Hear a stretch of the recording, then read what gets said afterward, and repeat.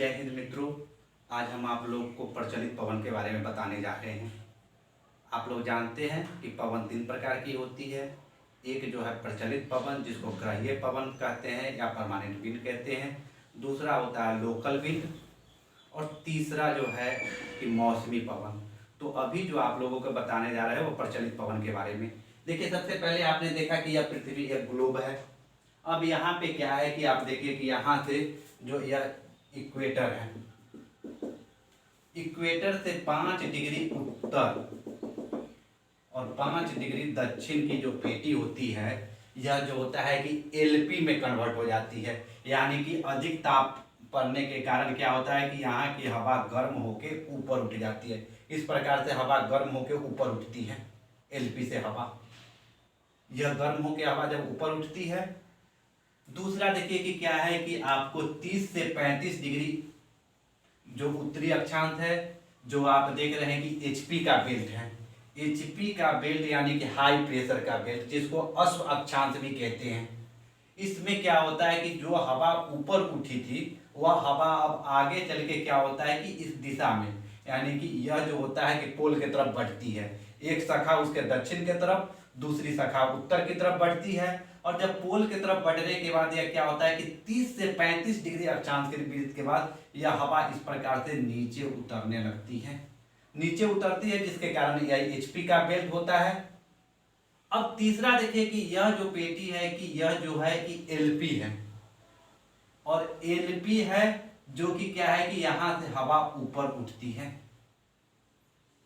LP से हवा क्या ऊपर उठती है और एचपी पे बैठती है। अब यह तो समझ में आ गई कि यह जो चीज उत्तरी गोलार्ध में हो रही है वही चीज दक्षिणी गोलार्ध में भी होगी। अब यहाँ देखना है कि जो हवा यहाँ से ऊपर उठी थी, इस प्रकार से हवा ऊपर उठने के बाद लगभग 8 से 9 किलोमीटर की ऊंचाई पे जाने के बाद यह हवा क्या होता है कि जब अधिक ठंडी हो जाती है और नीचे बैठ नहीं पाती है, क्योंकि नीचे से बार बार हवा ऊपर उठते रहती है, जिसके कारण उसके डायरेक्शन उत्तरी पोल के उत्तरी ध्रुव की तरफ और दक्षिणी ध्रुव की तरफ हो जाती है। जिसको उस पर जो हवा होगी उसको जो देखें कि वहां क्या होता है कि एंटी ट्रेड होती है। और एंटी ट्रेड वाली हवा जो ऊपर चलने के बाद या 30 से 35 के पास इस प्रकार से हवा नीचे बैठती है। हवा जब नीचे बैठती है तो एचपी के बेल्ट में आती है। ऊपर से जब हवा नीचे बैठेगी तो यह पूरा एरिया जो होता है ड्राई रीजन होती है, शुष्क प्रदेश होती है। यहाँ पे बारिश नहीं होगी और यहाँ का मौसम जो होता है साफ होता है।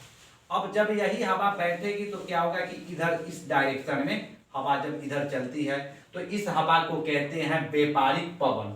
क्योंकि इसका कारण है कि जब अंग्रेज जो था कि भारत में व्यापार करने आता था तो उस समय पाल वाली जहाज थी और वह जहाज जो होता था कि हवा के दिशा से ही आगे बढ़ती थी, जिसके कारण इसको व्यापारिक पवन कहा गया।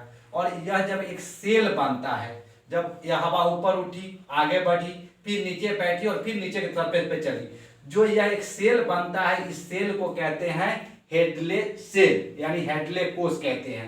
यानी हेडले कोष कहा तो आप देख रहे हैं कि यह क्षेत्र जो उपोष्ण कटिबंधीय क्षेत्र में जो एक सेल बनेगी वह सेल होगा, उष्ण कटिबंधीय क्षेत्र में जो सेल बनेगी वह सेल होगा हेडले सेल। एक सेल यहां बनी और दूसरा सेल, वही सेल हेडले सेल यहां भी बनेगी, ठीक वहां पे। अब देखिए कि दूसरा जो है कि वह क्या है कि यहाँ जो हवा जो ऊपर बैठी थी तो एक दिशा इसकी पश्चिम की तरफ, जिसको पछुआ पवन कहते हैं। यह हवा जब चलती है इस प्रकार से तो इसको ऐसे जब चलेगी तो इसको पछुआ पवन कहते हैं। और पछुआ पवन क्या होता है कि जब यहाँ चली और यह ऊपर चलती है और यह जो है कि हवा ऊपर चलती है और यहाँ से हवा ऊपर उठती है इस प्रकार से। यानी 60 से 65 डिग्री जो देखते हैं उप ध्रुवीय निम्न दाब की पेटी है, वहां से हवा ऊपर उठी। ऊपर उठने के बाद उसकी दो शाखा होती है, एक क्या चलती है, एक ध्रुव के तरफ चलती है और दूसरा जो है इक्वेटर के तरफ चलती है। तो इक्वेटर के तरफ जो शाखा चलती है वह आके 30 से 35 डिग्री के पास बैठने लगती है। यहां जो एक सेल बनेगी वह सेल जो होगा फेरल सेल कहते हैं, यानी फेरल कोशिका कहते हैं। देखिए कि यहाँ क्या है, पछुआ पवन जो आगे बढ़ी सरफेस पे, उप ध्रुवीय क्षेत्र से गर्म होकर हवा ऊपर उठ गई। जब ऊपर उठने के बाद फिर हवा ठंडी हुई तो यह चली किधर, इक्वेटर के तरफ, और इक्वेटर के तरफ चलने के क्रम में क्या होता है कि अश्व अक्षांश के पास यह हवा फिर नीचे बैठ जाती है, जो एक सेल बनती है उसको फेरल सेल कहते हैं। अगला देखिए कि यही इसका जो एक, यह जो ऊपर उठी और ऊपर उठने के बाद यह हवा जो पोल के तरफ गई, यानी पोल के तरफ गई और आगे चल के क्या हुआ कि पोल पे बैठ गई, और पोल से जब हवा बैठी तो क्या हुआ कि यह ध्रुवीय पूर्वा पवन के तहत यह सरफेस पे चलने लगी, और यहाँ जो एक सेल बना उसको ध्रुवीय कोश कहते हैं, यानी ध्रुवीय सेल है, पोलर सेल है। तो यह मुख्य रूप से देखें कि एक सेल यहाँ बन रही है, एक सेल यहाँ बनेगी, एक सेल यहाँ बनी, और एक सेल हेडरे सेल यहाँ बनेगी। फिर यहाँ पे क्या है कि फेरल सेल बनेगी, यहाँ पे ध्रुवीय सेल बनेगी। तो टोटल जो आप सेल देख रहे हैं कि ग्लोब पे कितने हुआ, 6 सेल बना।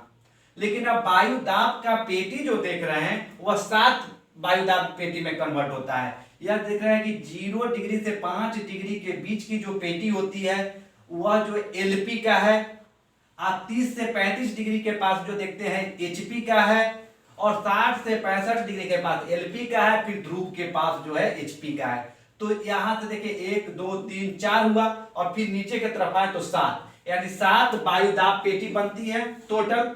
और यही वायुदाब पेटी जो होती है कि यह कोसे से जो हेडले सेल, फेरल सेल और पोलर सेल के तौर पे जो है हवा चलती है। अब यहाँ तो आपको समझ में आ गई होगी, और यह चीज देख लीजिए कि अब थैंक यू।